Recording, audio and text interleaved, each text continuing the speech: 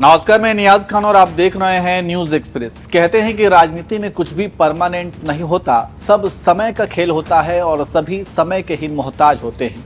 जिसका समय ठीक चल रहा होता है सब लोग उनके साथ होते हैं और जैसे ही समय खराब होता है तो लोग पलटी मार देते हैं।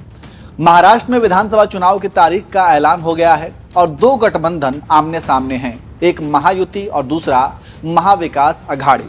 लेकिन व्यवहारिक तौर पर देखा जाए तो दोनों ही गठबंधन एक राजनीतिक मजबूरी की वजह से ही दोनों एक साथ हैं, क्योंकि दोनों ही गठबंधन में जो पार्टियां शामिल हैं उनकी विचारधारा बिल्कुल एक दूसरे से अलग अलग है। महायुति की बात की जाए तो इसमें बीजेपी, एकनाथ शिंदे की शिवसेना और अजीत पवार की एनसीपी शामिल हैं। और इन तीनों ही पार्टियों के अगर विचारधारा की बात की जाए तो तीनों ही पार्टियों की पार्टी लाइन अलग है और इनकी विचारधाराएं भी अलग हैं, क्योंकि अजीत पवार की जो एनसीपी है उनका एक राजनीतिक मुद्दा अलग है, वहीं एकनाथ शिंदे और बीजेपी ये जो दो हैं वो उनकी अलग है। ये हिंदुत्व को लेकर के ज़्यादा बात करते हैं। तो महायुति को भी ये पता है कि तीनों ही पार्टियां एक साथ मिलकर ही वो महाविकास अघाड़ी को चुनौती दे सकती हैं। और जैसा कि अभी हाल ही में देवेंद्र फडणवीस ने एक बयान दिया था और कहा था कि बीजेपी अकेले दम पर चुनाव नहीं जीत सकती है। तो आप समझ सकते हैं कि किस तरीके से दोनों ही गठबंधन में जो भी पार्टियां शामिल हैं उनकी क्या राजनीतिक मजबूरियां हैं और वो किस वजह से साथ हैं। लेकिन व्यवहारिक तौर पर देखा जाए तो ये बिल्कुल ही अलग अलग चीजें हैं और इनका साथ होना भी अव्यवहारिक ही है। इसके अलावा सीटों के बंटवारे की बात की जाए तो महायुति में 288 सीटों में महायुति के सहयोगी दलों ने 284 सीटों को बांट लिया है।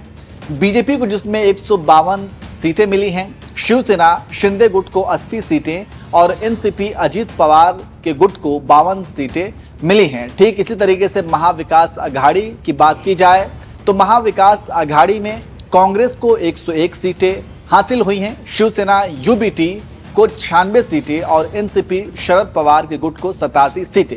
इसके अलावा जो सीटें बची हैं उन सीटों को छोटी पार्टियों के लिए छोड़ दी गई है, लेकिन इनमें बहुत सी सीटें ऐसी हैं जिस पर महायुति और महाविकास ने दो दो उम्मीदवार उतार दिए हैं, जिससे ये पता चलता है कि दोनों ही गठबंधन में अंदर खाने जबरदस्त खींचतान है और अंतर विरोध है।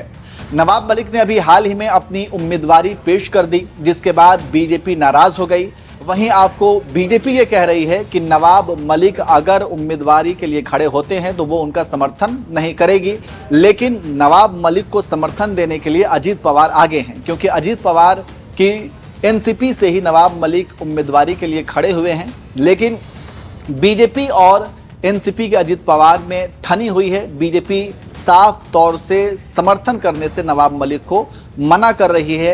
ऐसे में यही कहा जा रहा है कि भले ही ये तमाम पार्टियां एक साथ मजबूरी में चुनाव लड़ रही हैं, लेकिन चुनाव के बाद या तो एक अलग गठबंधन बन सकता है या फिर कई पार्टियां गठबंधन से खुद को अलग कर सकती हैं। अभी सिर्फ मजबूरी है, इसलिए कहा जाता है कि राजनीति में किसी का कोई परमानेंट दोस्त नहीं होता, सब वक्त और हालात के ही मोहताज होते हैं। तो जिस तरीके से दो गठबंधन, एक तरफ महायुति और दूसरी तरफ महाविकास अघाड़ी, और इन दोनों ही गठबंधन में कई सारी पार्टियां और इन सभी पार्टियों की विचारधाराएं अलग, लेकिन वो एक प्लेटफॉर्म पर आकर के सिर्फ और सिर्फ राजनीतिक मजबूरी की वजह से चुनाव लड़ रही हैं। तो इससे आपको क्या लगता है कि क्या वाकई में चुनाव के बाद जो है जो भी रिजल्ट आता है तो क्या ये गठबंधन टूट सकता है, या फिर इन दोनों ही गठबंधन से पार्टियां निकल करके एक नया गठबंधन बना सकती हैं? क्या ये पॉसिबल है? आप कमेंट करके ज़रूर बताएं।